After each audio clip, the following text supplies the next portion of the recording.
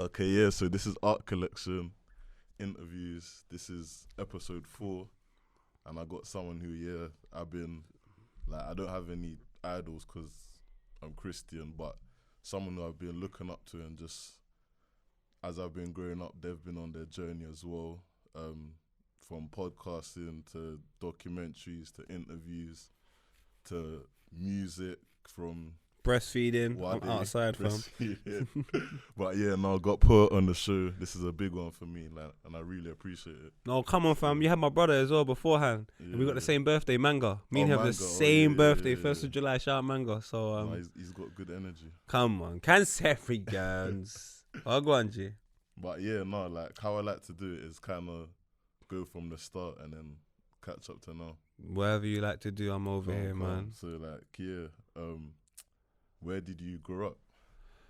Shit, I grew up in North London. I'm from an estate called Ferry Lane, which is not too far from like Walthamstow, so we're kind of like on the cuff of Tottenham. Okay. We're like 4 minutes from being East London. If you go down the road, Black Horse Road, we're like 4 minutes from being East London. But I'm from Tottenham, yeah. And Ferry Lane Estate, that's where it all started for me. Lit.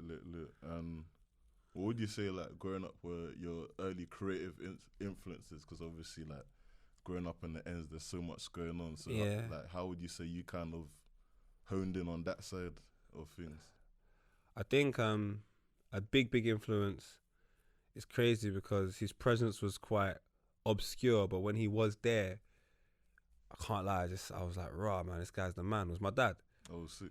So he just had a presence. Everyone loved him. Like, he used to do raves. Like, he done a rave called, like, Back in Time. Okay. And, like, he used to pack it out, and he was DJing, and everyone in Tottenham at his age group knew who he was. And he just had a presence, man. He had a charisma, a character, where it's like he could disappear for time, come back, and you just forgave him. Like, you're like, it's that, innit? So, and not to say that he did disappear or he didn't disappear. I'm just saying that's the type of character he had. Okay. So, yeah, he was lit. That was like one of the first people I was like, rah, man, I want to not necessarily be like him. Yeah. Cause he's crazy. Yeah. But like, there was elements of that character that I very much admired, and I tried to just watch and see how I could adopt certain characteristics from him. And yeah, I guess naturally I did adopt quite a bit. Okay, yeah. So, like, on that topic, how would you say, like, both parents kind of influenced you, would you say, growing up? My mum was very strict on principles. She believed that she was extra harsh on us on what we had to do outside of the house because it wasn't too dissimilar to what's happening inside of the house. So, like, bare times, like, I felt that when I left and I went to school and all of that, it was lit because, like, I wouldn't do things. I'd be like, mum told me I can't do that. Yeah. And some people would laugh and clown it, but there would be some people that would be like, nah, my parents are on the same thing as you. Okay. So it kind of, the good early thing, I guess, early on, I got to see, like, the type of characters I need to be in and around. So that was lit. And my dad was just very, very ambitious. He believed we could do so much, and he tried to do so much. And because of that, it was like, I got the principles of being like, I don't care, this is what I'm doing for my mum. Yeah. And I got that sense of ambition that we can achieve so much in a big group of people from my dad, because my dad was very much about who's his friendship circle, try and use all of them to try and do dope things. And he's a very inclusive man. So, apart from his family, I'm joking, Dad, I'm joking. But yeah, it was that interesting dynamic of my mum and dad definitely has a lot to do with my character. No, sick. And, like, through your teenage years, like, what would you say, like, your aims were? Were you, like, kind of into sports? Was it, like, music? Was it, schoolwork? So at the start, I was DJing from, like, 9 years old. Oh, sick. I used to love R&B, massive R&B fan, massive hip-hop fan. And, like, I would just follow my dad to, like, Spitalfields Market, or this next market in Hackney. We used to, like, take our bikes, me, my dad and my brothers, and we'd ride down there. And there was one particular person, like, I didn't have enough money. I didn't have no money when I was a kid anyway. Yeah. But I wasn't getting, like, albums or anything like that. I was getting, like, vinyls, which had a combination of music on it from any one particular genre. So, like, I just fell in love with my dad was a DJ. I just wanted to kind of be like, I want to be a DJ. So I fell in love with music through my dad. And then as our relationship became more distant, I guess I just tried to find ways to try to chat to him, innit? So I remember football was a big thing in my area. Like I was 11, 12. I got into football mad late. I was into basketball prior to that. Okay. But there was nowhere for you to sort of like execute. I used to go Gladesmore and climb over the gate and shoot hoops for a bit, but like it wasn't as accessible as football. There was football pitches everywhere. So I remember it was the Premier League. The Euros had just happened, and I remember like everyone was talking about football, and then the football season 96, 97 started, and I always loved Ian Wright because he was a very charismatic individual, so you would see him outside of football doing all sorts. But the 96, 97 season is the first season where I said I'm going to start watching football properly. And I remember, because I wanted to know, I wanted my dad to talk to me about football. Brother, the Sky magazine came. Those who can remember, is this old. You'd have your fantasy league that you'd have to choose at the start, and I memorized every single player. Oh, mad. I just memorized everyone, and then I just used to look at it religiously. And then from that moment, and then I remember watching the game. First game I properly watched 90 minutes of was Manchester United versus Newcastle Charity Shield 4-0. And I remember when David Beckham lobs the keeper at the end, and I'm just like, I was going mad, like, this is sick. And I remember it was a big story because Alan Shearer just signed for Newcastle. They thought they can win the league. They had him and Les Ferdinand up front. So there was all of that type of stuff. And yeah, I just was just in love with the game, in love with Ian Wright, and obviously in love with Arsenal, and just watched it from then on. But then it turned out I ended up knowing more than my dad. My dad was just like a old school football fan who's most of his print, and because I was ignorant to what he was saying at the time, I just assumed he knew a lot. But nah, man, I ended up knowing much more than my pops, and then I just took that education with me into school where everyone knew, secondary school. And that's when my loves for music and football really grew, because you then find people your age are into the same things. And yeah, it was lit, man. I had a place where I could speak about Escape, which was mad, or could speak about Drew Hill, or speak about whoever I was listening to at the time. Yeah, so it's mad. Like fast forward to now, you're kind of like doing both as a career. So I think that is sick. So yeah, kind of like one of like my first, I'd say, things I saw of yours and that I kind of started interacting with was Poets Corner. So yeah, talk about how that started. So like we had just done Poet and Scribs, right? And Poet Scribs was going well. We tried to evolve it into The Click. It didn't work as well purely because not everybody had the level of commitment maybe me and Scribs had. And then it got to the point where maybe not even everyone had the level of commitment I had. So I was on this thing. I remember I'd done a little rant on Facebook where I was talking some nonsense. And I remember everyone, all my friends leaving comments like, this is so funny. But it wasn't anything too dissimilar that I'd done in my estate. So when you grow up in an estate, it's like you're very much encouraged to be yourself because it's like a community, so you can't really hide. You can't pretend to be somebody else because at 3:30 you're still in the same spot. It's our estate. So everyone kind of knew who you were. So like you built, it was a lot of character development that happened there. But yeah, so my character built, I done that video, and then I was like, fuck man, I wish I could do, so everyone was on YouTube, right? Like I saw Don't Jealous Me on YouTube, I saw AO Online on YouTube, and those two people, I was like, that man can do this, bro. Like I can do this. Like they had their own thing. Don't Jealous Me was like very much for the African Nigerian market. He had that on lock, and AO was just a crazy black kid who was more white than probably black. So I just decided my space is gonna be, I'm the cool kid in the ends. So I always wore my uniform that I got from work, which was my Tottenham uniform, because I worked for Haringey, but then they got bought over by Tottenham Foundation, so I had to change my uniform. And I was like, do you know what? If we're going to make this video, my brother stole the camera from university, and I said to him, I got this idea. I said, I think I should wear the same thing because like Inspector Gadget doesn't change his outfit, and like Bart Simpson don't change his outfit. I was like giving all of these characters that I'm like, look, in order for me to be a character and for you to take it serious, I need to have a costume, I need to have a theme song, I need to have catchphrases. Like these are all the things, because that's how I recognize the metric of content I used to watch on television, all of that at the time. So I always wore my Tottenham uniform. And then we made a little intro, Poets Corner, and we found all the music like online, like Bear Share and shit like that. And then I just felt like we should try and address situations that are happening in real life, but make it comedic. And I wanted it to be situations that my age group were going through, because I felt like I used to do youth work at the time, and whatever was happening within your youth club, your youth provision, your borough was not Yeah. too dissimilar to another borough. Yeah, So I yeah, felt yeah. like that was a good way of me making types of content that my borough talk about, and then the knock-on effect would be other boroughs as well. And yeah. Yeah, I guess that made it relatable because, yeah, same with me. I kind of do like work in schools as well. And it's like, yeah, like the same thing that's happening in E3 Bows most likely happening in Tottenham. Exactly. Well. And I remember the first episode was Facebook hoes, right? And basically there was a list, Yeah, that went around at the time. There was a list of bare girls that were hoes. And there was like one girl that was on the list who was as good as my sister. I know her to this day. Yeah. So I remember saying to her, do you know what, babe?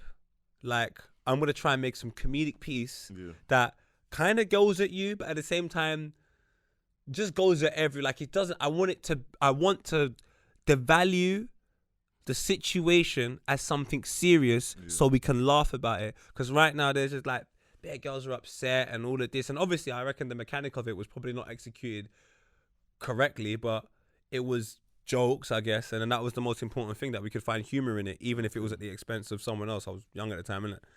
And then it's definitely at my expense because I always wanted to be an idiot and I wanted to touch subject matters. So when we touched the Facebook hoes one about the list and all of that, I just remember everyone that was interested in the list sharing the video. And Facebook was popping at the time. So then that was just our easy way of us, getting some interest from it, because we just looked at it and said, yo, this is what's hot. Yeah. You have to talk about it, type of thing.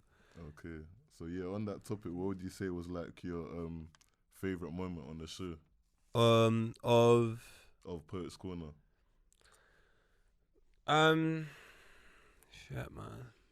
I don't really have like a favorite moment as such, I guess. If there was any type of favorite moment, it's gonna be one of the episodes that probably didn't get the same traction as everything else. Yeah. But we went to go to Wizzy Wild's video shoot, and is that the guy? Is he the guy that did lip syncing? Is that another guy? That's Scorcher and Liam. Wizzy Wild is the guy that's on the Wretch song "Be Cool." Okay, yeah. And he's a top producer, really dope producer, and he was one of the flyboys in the ends. There was him, and there was a guy called Makeza, and you'll see him in the video as well. And they always dress different. I think Wizzy Wild's French, so like they weren't like they were the cool kids. Like they were a group of cool kids that didn't really know each other. Yeah. So the fact that I had the opportunity to go down to the shoot, I went with my boy Junior. Shout out Junior, really, really good guy. He's got an older brother called Fizzy. And I went down to the shoot and I could make content. I think UK Overstood. Is it UK Overstood? They shot it. Yeah. So it was just nice knowing that in my ends, some people recognize me as an individual that could come and do some alternative behind the scenes. Okay. And they saw it of value. Yeah. And you don't get paid. You pay for everything yourself. Yeah. I should have wore the uniform, but I didn't.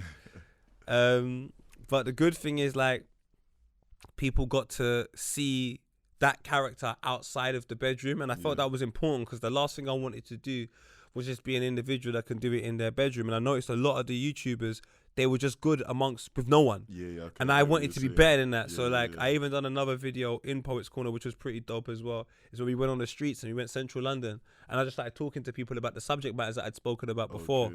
And yeah, man, it's like you're producing your own content, you're editing it, you're doing all of this stuff, man. Myself and my brother at the time that we were doing it, and you don't know what it's amounting to. You don't know where it's going. Yeah. But you're both learning so much in your respective fields. Whether you're filming and editing, you're just fine-tuning that. And whether you're in front of camera, you're fine-tuning that. So the good thing is it was a nice place for us to learn our skills and hone our craft. Yeah, so it probably like set the foundation for like the stuff you'd go on to do. 100%, 100%. You got like, it was trial and error, man. I didn't know what the hell I was doing, but I knew what things connected to people and I knew what things didn't connect to people. Yeah. And on top of that, I grew a following. Like, we done 10 episodes, and then that was it. We never revisited it again. No. It was the end of it. We tried to do a second season, but the person that was filming and editing it, like, I guess they just had dreams to do bigger things, and you can't begrudge someone for wanting to do more. So when I used to sell them the second series, like, we should do it like this, they never really saw it. Yeah. So it came to an end, but it was, for what it was really, really good. So what years would you say that was?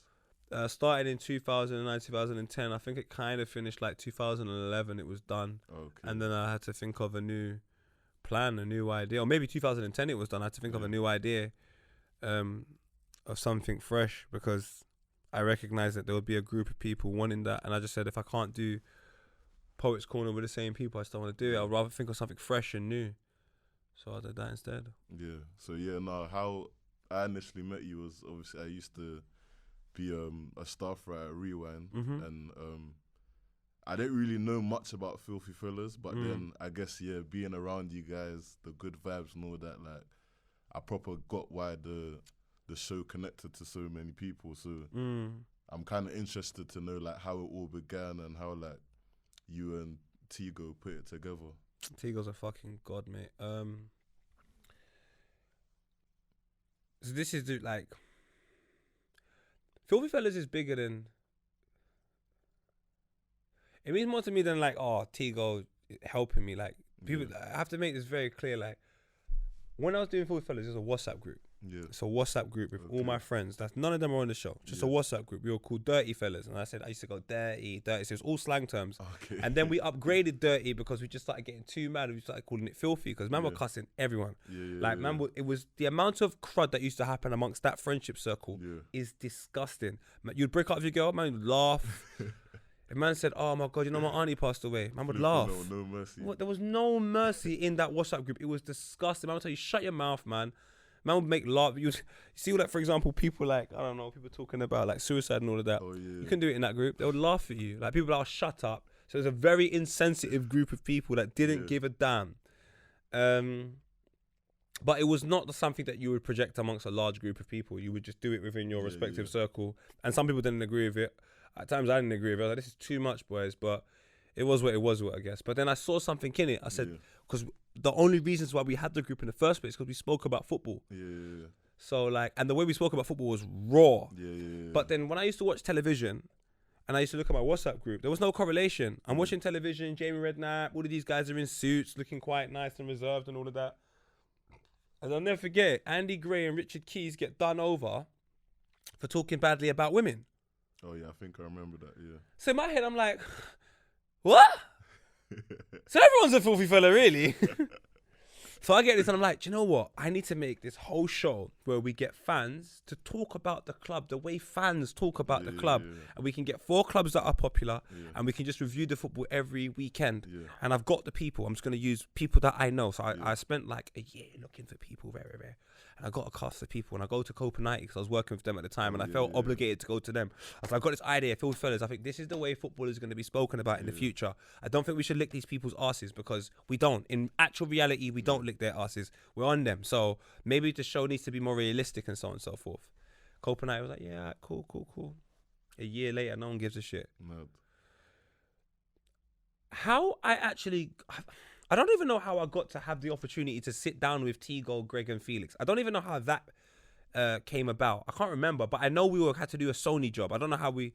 So there's a Sony Xperia job we had to do, and I remember bringing Mitch and Maya, and that was all lit at the time. I think that was like Maya's first paid job at the time as well. So it was me, Mitch, Maya, we were doing some Sony Xperia stuff. And I remember Tigo, Greg and Felix, after they spoke about that, were just excited about Filthy Fellas. Yeah. And I thought they would be the perfect space to go because I watched the Jack Wilshere interview there. Okay. And I was like, it got a lot of views. And I was like, they don't even make any content after that. Yeah. Right, cool. Tigo was on it. Yeah, I was on it. Oh, sick. Tigo was on it. And I spoke to him. It's one of the first times in my life I had spoken to someone that I considered on quote unquote the other side or like that, who genuinely was like, this is good. So it built me with confidence. I brought the cast down. The first cast was myself and Leon Knight. It was meant to be Specs, but Specs went in prison. Ross and Mitch, Scribs and Bolt, DJ Snips and Vuj. And I said, I told them I'm going to try and get a different guest every week as much as I can, and I would try my hardest because it was a brand new football show. So I got like, who's that guy? Is it something Kemp? I think he does like Ross Kemp. Not Ross. Is it not Kemp? Ronan.